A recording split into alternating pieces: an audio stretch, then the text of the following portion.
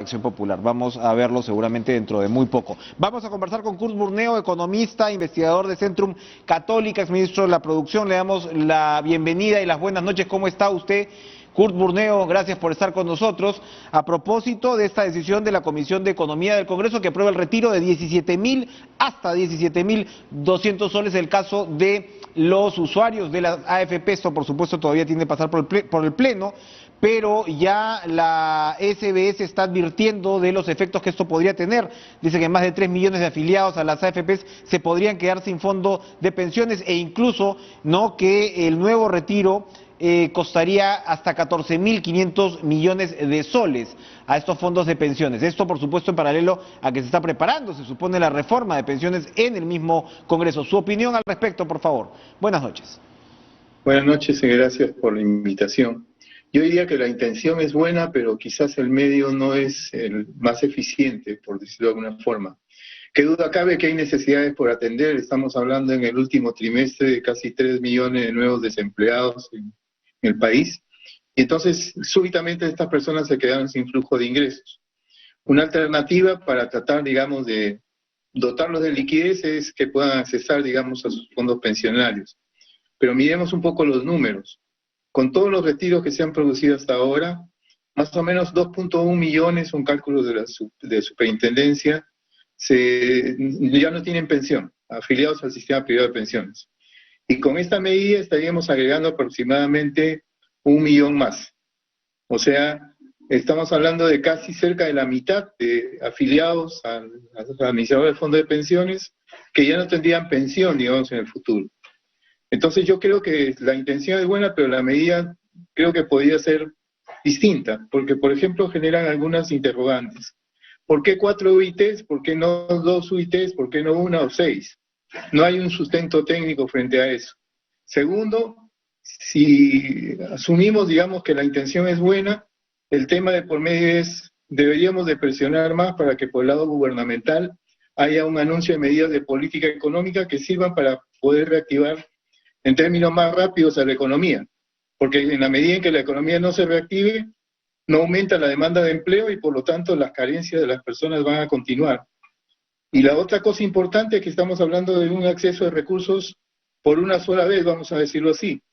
La pregunta de por medio es, ¿y qué va a pasar con las pensiones en el futuro de estas personas?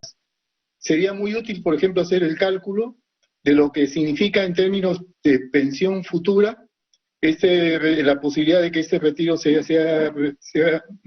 realidad, porque definitivamente desde el momento que las personas, al tener la información de cuánto sacrificaría en términos de pensión futura, probablemente sean más reflexivas a la hora de retirar los recursos de sus cuentas individuales de capitalización, porque no todos están en la misma condición. Por supuesto. Entonces, en resumen, yo diría que hay que mirar los efectos en términos de la pensión futura. Y esos cálculos deberían de exponerse también para que las personas sean conscientes de las implicancias que tiene el retiro de por medio.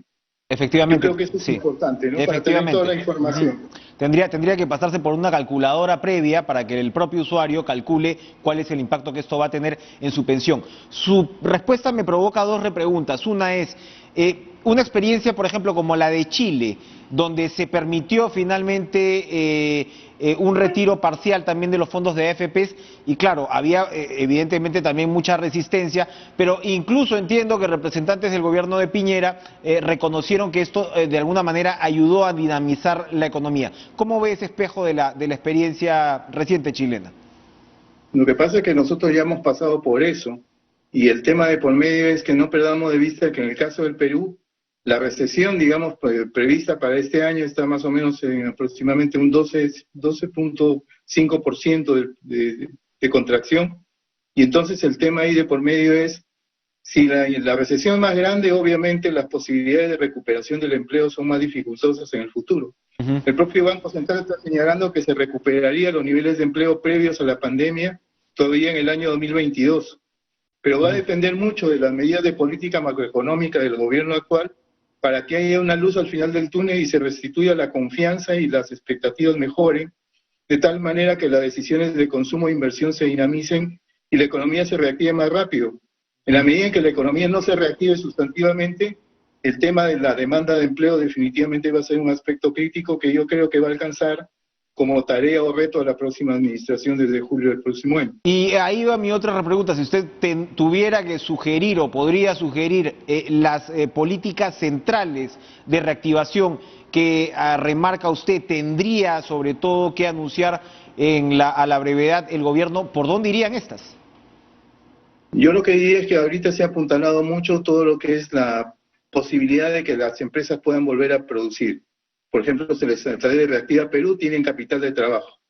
Pero la discusión es, no solamente se trata de mirar el lado de la oferta, o sea, la capacidad de producción de las empresas, sino el lado de la demanda. ¿Quién va a comprar la producción resultante? Entonces quiere decir que en el corto plazo el énfasis y la medida debería estar por el lado de la demanda.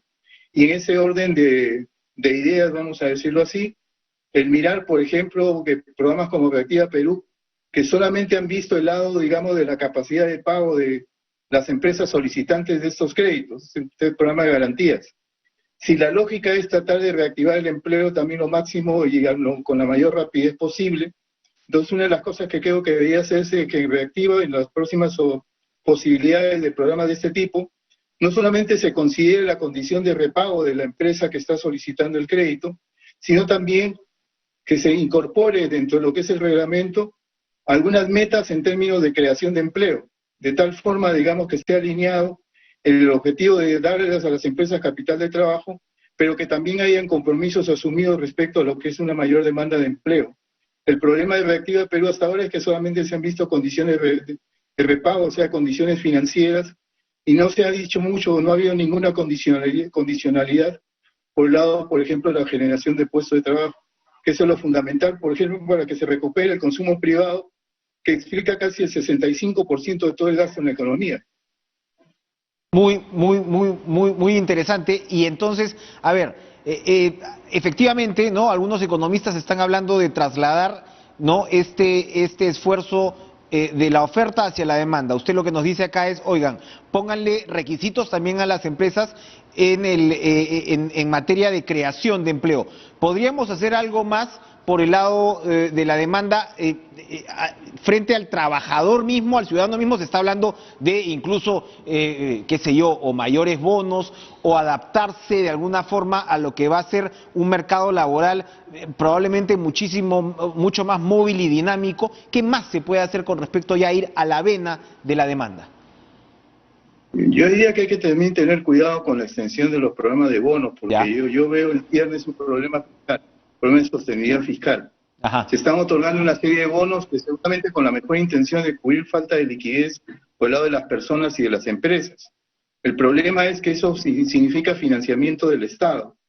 Y entonces, si hablamos de financiamiento del Estado, lo que está sucediendo ahora, se están consumiendo recursos, digamos, en términos importantes para estos programas de ayuda, pues la pregunta es, ¿qué se propone para recuperar estos recursos que se están gastando ahora? En otras palabras, para la próxima administración, ¿cuáles son los grados de libertad que van a tener? Por ejemplo, si la reactivación en términos sustantivos no ha ocurrido hacia julio del próximo año, ¿qué márgenes de maniobra fiscales tiene la próxima administración habida cuenta de lo que se está gastando ahora? O sea, si es ser responsable fiscalmente, hay que considerar las oportunidades de financiamiento en el futuro del Estado. Y ahí yo creo que hay un vacío de por medio a considerar, ¿no? Muy bien. Kurt Burneo, muchísimas gracias por estar con nosotros esta noche en Cara a Cara. Muy interesantes también perspectivas. Vamos a ir a una pausa y regresamos con el programa. No se va.